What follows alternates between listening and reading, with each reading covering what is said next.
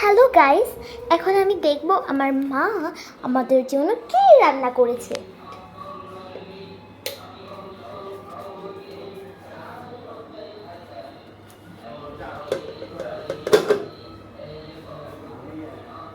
এটা অনেক মজা হবে খেতে, আমার পছন্দের খাবার এটা।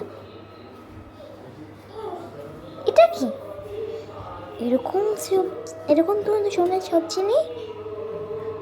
ওয়াও, মাংস! কত মজা হবে এটা, আমার পছন্দের খাবার এটা, মাংস। অনেক মজা হবে এই মাংসটা আজকে।